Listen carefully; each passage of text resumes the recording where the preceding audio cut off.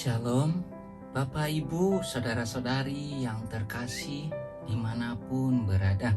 Damai sejahtera buat kita semua. Seperti biasanya, setiap harinya kita merayakan hari Santo dan Santa.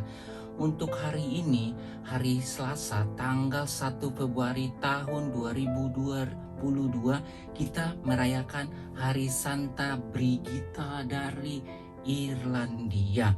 Nah, saya akan menceritakan cerita singkat tentang perjalanan hidup Santa Brigita dari Irlandia ini. Dengarkan ya Bapak Ibu, Saudara-saudari yang terkasih.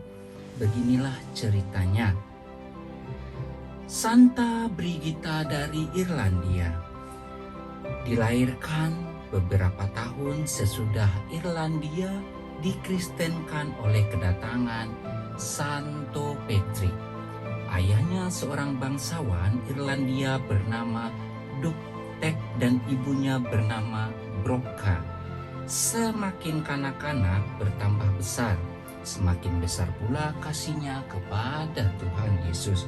Ia mencari Yesus dalam diri orang-orang miskin dan seringkali membawakan pakaian bagi mereka.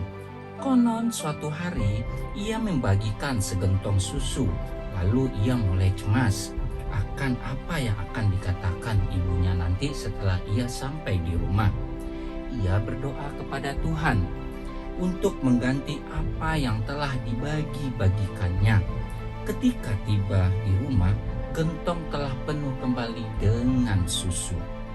Ayahnya beranggapan bahwa sudah tiba waktunya bagi Brigita untuk menikah.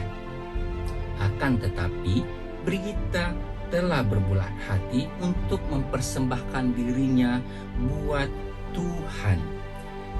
Ia tak hendak menikah dengan siapapun. Ketika mengetahui para pemuda tertarik kepadanya sebab kecantikannya, ia memanjakan suatu permohonan yang aneh kepada Tuhan. Ia mohon agar kecantikan wajahnya diambil darinya. Tuhan mengabulkan permohonannya. Melihat bahwa putrinya tak lagi cantik, dengan rela hati ayahnya menyetujui ketika Brigita meminta izin menjadi seorang biarawati. Sang gadis mengikuti panggilan hidupnya religiusnya. Ia bahkan memulai suatu biara agar para gadis yang lain dapat menjadi biarawati juga. Setelah ia mengkonsentrasikan hidupnya kepada Tuhan dalam biara, Suster Brigita suatu mujizat mengalaminya dari Tuhan. Ia menjadi cantik kembali. Ia mengingatkan orang akan Santa Perawan Maria sebab ia begitu lemah lembut dan baik hati. Sebagian orang menyebutnya Maria dari Irlandia. Banyak mujizat yang dikerjakan Tuhan melalui perantaraan Suster Brigita. Beberapa yang sering dikisahkan adalah menyembuhkan orang kusta dengan secangkir air, berkat dan penyembuhan luka 2 orang wanita yang terjatuh saat berkuda dengan air yang terlebih dahulu didoakan dalam nama Tuhan. Salah satu mujizat Santa Brigita yang paling terkenal adalah mujizat yang terjadi saat ia menghadap raja. Dikisahkan Santa Brigita pergi menghadap Raja Leicester untuk meminta tanah untuk membangun sebuah biara. Dia mengatakan kepada raja bahwa tempat ia berdiri adalah tempat yang sempurna untuk biara. Itu adalah di samping hutan di mana nanti para biarawati bisa mengumpulkan kayu bakar dan buah. Ada juga sebuah danau di dekatnya yang akan menyediakan air dan tanah yang subur bagi biara nanti. Raja tertawa dan dengan tegas menolak untuk memberikan tanah sejengkal pun kepadanya. Brigita berdoa kepada Tuhan dan memintanya untuk melunakkan hati raja. Lalu ia tersenyum pada raja dan berkata, "Dapatkah Paduka memberi saya tanah selebar yang dapat ditutupi mantel yang saya pakai ini?" Raja tertawa dan berpikir bahwa Suster Brigita sedang bercanda. karena mantel yang dipakainya itu begitu kecil. Raja setuju dan Santa Brigita kemudian meletakkan mantelnya di tanah. Dia meminta 4 suster yang menyertainya untuk memegang masing-masing pada 4 sudut mantelnya lalu berjalan ke arah yang berlawanan. Keempat suster itu lalu berjalan ke arah utara, selatan, timur, dan barat. Secara ajaib, mantel itu bertambah besar ketika ditarik dan mulai menutupi tanah sampai seluas berhektar-hektar. Raja heran, terkesima, dan ia menyadari bahwa Brigita adalah seorang yang diberkati oleh Tuhan. Raja jatuh ke tanah dan berlutut di depan Santa Brigita dan berjanji akan memberikan tanah yang menyediakan semua yang dibutuhkan oleh Brigita dan para biarawati, termasuk uang dan persediaan makanan. Segera setelah itu, raja menjadi seorang Kristen yang saleh dan mulai memberi perhatian membantu orang-orang miskin. Raja bahkan ikut mengawasi pembangunan biara. Santa Brigita wafat dengan tenang pada tahun 523. Pestanya kita rayakan setiap tanggal 1 Februari. Nah, begitulah cerita singkat tentang Santa Brigita dari Irlandia. Perjalanan hidupnya betul-betul sangat diberkati oleh Tuhan Yesus Kristus, di mana ia hanya khusus untuk memperhitungkan orang-orang miskin dan orang-orang yang lemah. Begitupun juga dia dipakai oleh Tuhan untuk menyertai apa yang jadi kehendak Tuhan di dalam diri Santa Brigita tersebut. Bahkan seorang raja pun jadi bisa penyabar dan lemah lembut menuruti apa yang diminta oleh Santa Brigita. Berkat Santa Brigita ini berdoa dia kepada Tuhan Yesus. Segala sesuatu, tidak ada yang mustahil di dalam nama Tuhan kita Yesus Kristus. Di sini juga Santa Brigita diberikan kuasa. Suatu mukjizat terjadi ketika ia menyembuhkan orang yang jatuh dari kuda ataupun yang terkena suatu penyakit seperti dalam cerita ini penyakit kusta, dan banyak lagi terjadi hal-hal yang hebat di dalam diri Santa Brigita. Dia hanya memberikan segelas minuman yang sebelumnya didoakan dulu. Nah, itulah kuasa yang dialami, yang dipegang oleh Santa Brigita. Nah, semoga dengan mendengarkan cerita Santa Brigita dari Irlandia ini, kita jadi semakin dikuatkan imannya, menjadi teladan buat sesama. Kita juga bisa meniru apa yang telah dilakukan oleh Santa Brigita ini, dan kita jadi semakin diwakilkan oleh kuasa Roh Kudus yang selalu menyertai kita. Tuhan mengasihi kita semua. Dalam nama Tuhan Yesus Kristus tidak ada suatu pun halangan yang kiranya itu untuk memuliakan nama Tuhan. Demikianlah Bapak Ibu, Saudara-saudari yang terkasih, untuk perayaan Santo Santa hari ini tanggal 1 Februari tahun 2022. Besok kita ketemu lagi dengan topik yang sama, perayaan Santo dan Santa, bacaan liturgi dan renungan harian Katolik. Terima kasih, Tuhan Yesus memberkati. Amin.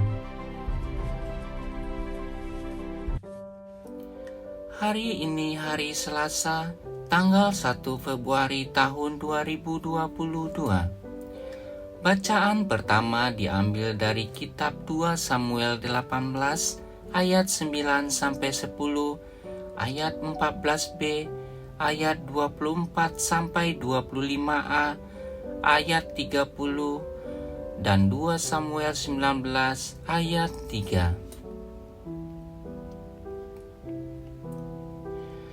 Kebetulan Absalom bertemu dengan orang-orang Daud. Adapun Absalom menunggangi Bagal. Ketika Bagal itu lewat di bawah jalinan dahan-dahan pohon terbatin yang besar, tersangkutlah kepalanya pada pohon terbantin itu, sehingga ia tergantung antara langit dan bumi, sedang Bagal yang dikendarainya berlari terus. Seseorang melihatnya, lalu memberitahu Yoab, katanya, "Aku melihat Absalom tergantung pada pohon terbantin." Tetapi Yoab berkata, "Aku tidak mau membuang-buang waktu dengan kau seperti ini." Lalu diambilnya 3 lembing dalam tangannya dan ditikamkannya ke dada Absalom sedang ia masih hidup di tengah-tengah dahan pohon tarbantin itu. Adapun Daud duduk di antara kedua pintu gerbang sedang penjaga naik ke soto pintu gerbang itu di atas tembok. Ketika ia melayangkan pandangannya, dilihatnya lah orang datang berlari seorang diri saja. Berserulah penjaga memberitahu raja. Lalu raja berkata, "Jika ia seorang diri, maka kabar yang baiklah disampaikannya." Sementara orang itu mendekat, kemudian berkatalah raja, "Pergilah ke samping, berdirilah di sini." Ia pergi ke samping dan tinggal berdiri. Maka datanglah orang Etiopia itu. Kata orang Etiopia itu, "Tuanku raja mendapat kabar yang baik, sebab Tuhan telah memberi keadilan kepadamu pada hari ini dengan melepaskan tuanku dari tangan semua orang yang bangkit menentang tuanku." Tetapi bertanyalah raja kepada orang Etiopia itu, "Selamatkah Absalom orang muda itu?" Jawab orang Etiopia itu, "Biarlah seperti orang muda itu musuh tuanku raja dan semua orang yang bangkit menentang tuanku untuk berbuat jahat." Maka terkejutlah raja dan dengan sedih ia naik ke anjung pintu gerbang lalu menangis. Dan beginilah perkataannya sambil berjalan, "Anakku Absalom, anakku, anakku Absalom, kalau aku mati menggantikan engkau, Absalom, anakku, anakku." Lalu diberitahukanlah kepada Yoab, "Ketahuilah, raja menangis dan berkabung karena Absalom." Pada hari itulah kemenangan menjadi perkabungan bagi seluruh tentara, sebab pada hari itu tentara itu mendengar orang berkata, "Raja bersusah hati karena anaknya." Sebab itu tentara itu masuk ke kota dengan diam-diam pada hari itu, seperti tentara yang kena malu kembali dengan diam-diam karena melarikan diri dari pertempuran. Demikianlah sabda Tuhan. Syukur kepada Allah. Inilah Injil Tuhan kita, Yesus Kristus menurut Markus. Dimuliakanlah Tuhan. Bacaan Injil diambil dari Markus 5 ayat 21 sampai 43. Sesudah Yesus menyeberang lagi dengan perahu, orang banyak berbondong-bondong datang lalu mengerumuni dia, sedang ia berada di tepi danau. Datanglah seorang kepala rumah ibadat yang bernama Yairus. Ketika ia melihat Yesus, tersungkurlah ia di depan kakinya dan memohon dengan sangat kepadanya, "Anakku perempuan sedang sakit, hampir mati. Datanglah kiranya dan letakkanlah tanganmu atasnya, supaya ia selamat dan tetap hidup." Lalu pergilah Yesus dengan orang itu. Orang banyak berbondong-bondong mengikuti dia dan berdesak-desakan di dekatnya.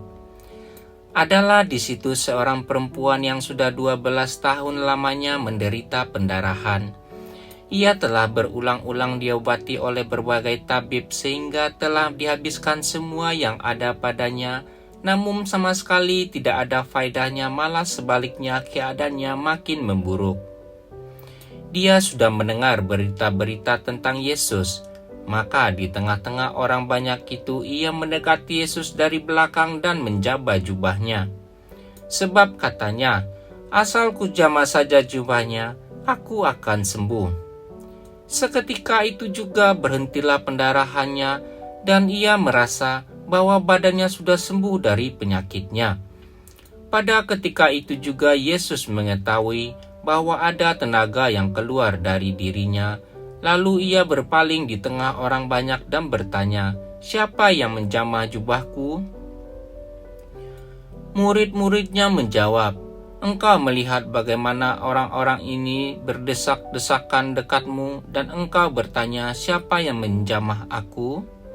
Lalu ia memandang sekelilingnya untuk melihat siapa yang telah melakukan hal itu. Perempuan itu yang menjadi takut dan gemetar ketika mengetahui apa yang telah terjadi atas dirinya, tampil dan tersungkur di depan Yesus dan dengan tulus memberitahukan segala sesuatu kepadanya.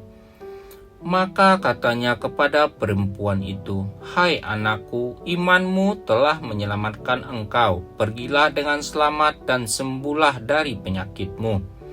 Ketika Yesus masih berbicara, datanglah orang dari keluarga kepala rumah ibadat itu dan berkata, "Anakmu sudah mati, apa perlunya lagi engkau menyusah-nyusahkan guru?" Tetapi Yesus tidak menghiraukan perkataan mereka dan berkata kepada kepala rumah ibadat, "Jangan takut, percaya saja." Lalu Yesus tidak memperbolehkan seseorang pun ikut serta kecuali Petrus, Yakobus, dan Yohanes, saudara Yakobus.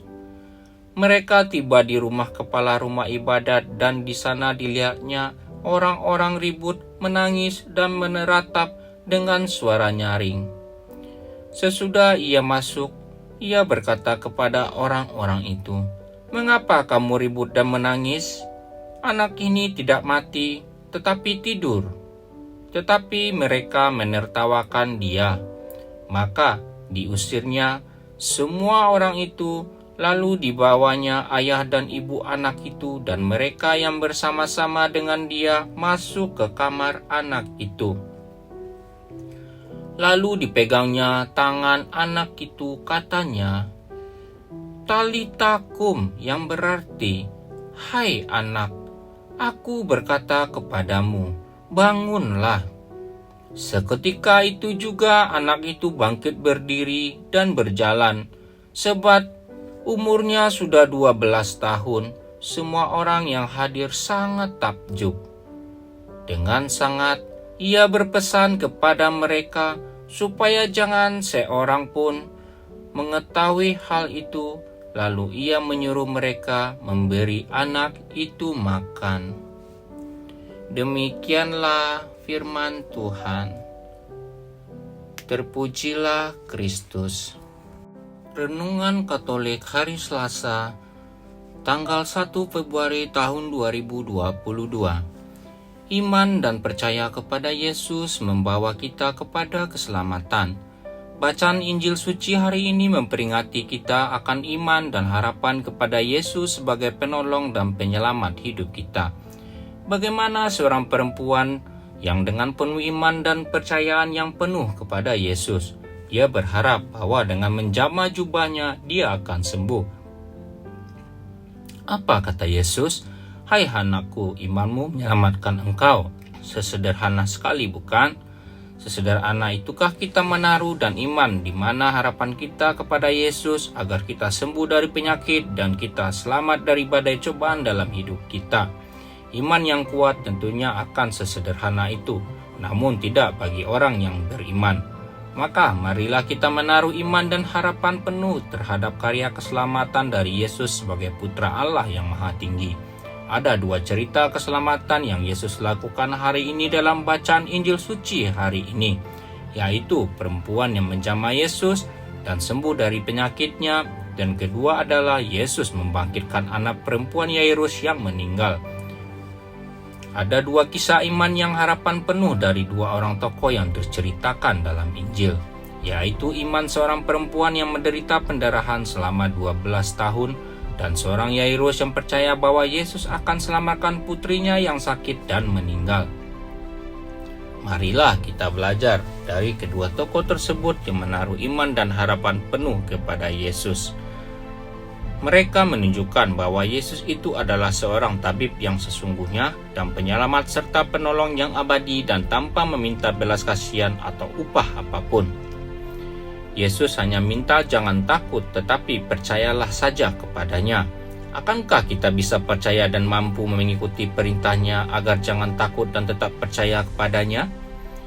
Kenapa tidak yakin dan percaya saja? bahwa setiap sakit dan persoalan yang dihadapi dalam hidup, Ia pasti bersama kita dan menolong hidup kita, memang bukan secara langsung tetapi mungkin melalui orang lain seperti keluarga, dokter, perawat, dan itu jelas dalam karya keselamatan Yesus untuk manusia. Bukankah Yesus berjanji bahwa Dia akan selalu menyertai kita sampai selama-lamanya? Semoga demikian. Amin.